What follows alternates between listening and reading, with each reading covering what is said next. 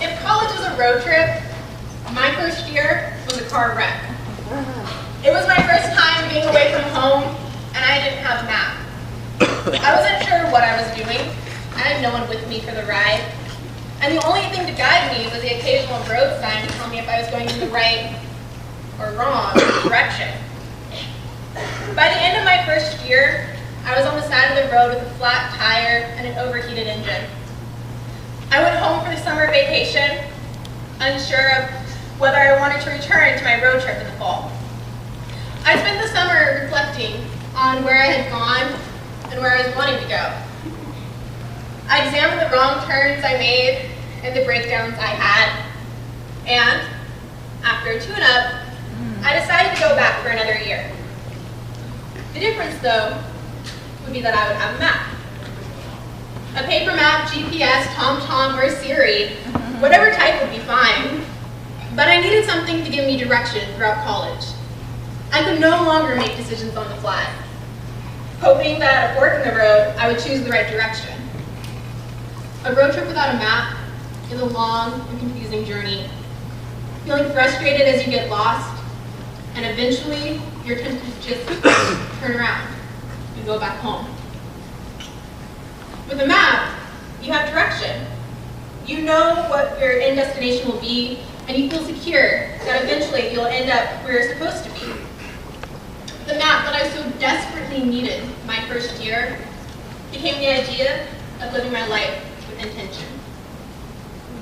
During that summer before my sophomore year, I took the time to understand my values and how I wanted my morals and beliefs to be reflected in my daily life. When you understand your values and beliefs, it becomes easier to make those daily decisions. It becomes common to ask yourself, how will the decision I make today affect me next week, next year, and 2 years from now? And will the decision I make today help me make it to my destination tomorrow? Having a map, knowing your values and why you believe in them, prevents your road trip from detouring too far and allows you to enjoy the scenery and the twists and turns of the road. Now, when I began living my life with intention, things started to change. Daily life became easier, my grades improved, I found a place for myself on campus, and happiness was an emotion that became the norm. In class, I would stand my ground in debates and discussions, and it felt good. It felt good to know that when people disagreed with me, it was okay. It was okay because I knew why I believed in myself. When I came to a fork in the road, it was easier to know which direction to take. I knew what road looked familiar and where it would lead. I had confidence, and that altered my interaction with others. Since making the conscious decision to live my life with intention, people described me as kind, generous, or that I was hospitable. I didn't view myself as any of those things. Those actions that people saw as kind and generous were just me living my life with intention. It sounds cheesy, but I treated others how I wanted to be treated, knowing that everyone is on their own road trip, and you never know if they have a flat tire, if their engine is about to overheat, or if they're about to turn around and go back. So giving a friend flowers who's having a hard month, having lunch with someone who's sitting alone, or listening to someone who's ranting and not interrupting or judging wasn't any extraordinary act for me. I was just living my life, knowing that if I was that person, that's probably what I'd want from someone. During my first year in college, I applied to be an RA. I really wanted to be an RA. I knew I'd be good for the job, that I was creative and organized and very responsible, so I applied. And I made it through both rounds of interviews. And then a few weeks later, I received a form letter telling me I didn't receive the position. I was devastated. College was horrible, and there was nothing to look forward to as a sophomore. Quite frankly, though, it's for the best. I wasn't ready for the position. At the end of my first year, I didn't know who I was or what I represented. I was having an identity crisis. And that's not something you want an RA to be going through when she's supposed to be mentoring and guiding new students. I wasn't ready for the job. Not yet.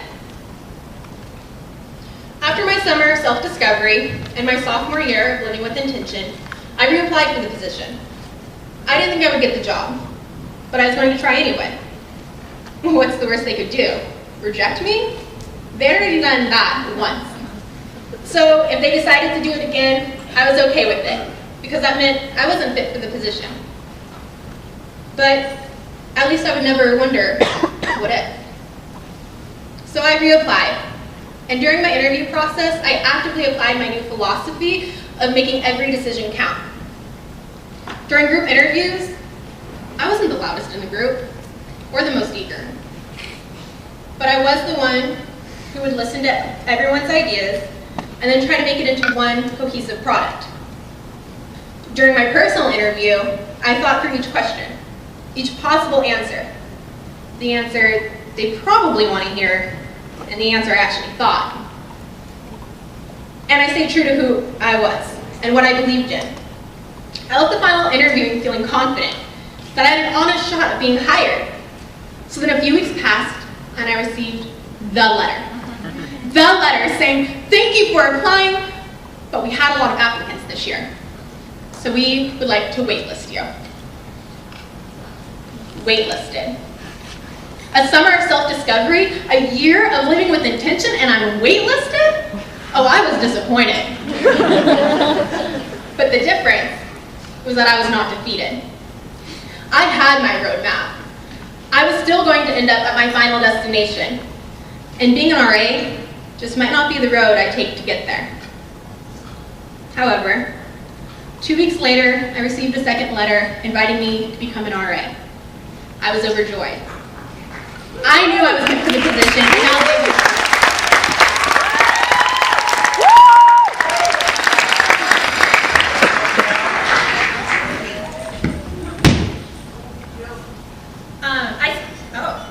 no microphone. It's dead. Okay. Well, I can use hands now. I spent my second summer of college getting over my first breakup. The morning after the breakup, I told my mom, I have a lot of love in my heart, and it just hurts because it seems like no one wants it. Now, I don't believe in failures. I believe in lessons learned. The first failed attempt at becoming an RA, I learned I need to actively live my life, and I can't just let things passively happen. My first failed relationship, I learned that love comes in many different forms, and it can be given to more than just one person. I took those 2 lessons learned and applied it to my RA position. I'm an RA for continuing students. That means sophomores through graduate students. I'm not an RA for the first years. Rarely do residents enter my hall who do not already have a map of some sort. But sometimes, maps get damaged. Batteries die on a GPS, or Siri just can't understand what you're asking her. And a resident needs directions. As an RA, we're here for them. We're here to tell them where the nearest gas station is so they can refuel and re-energize.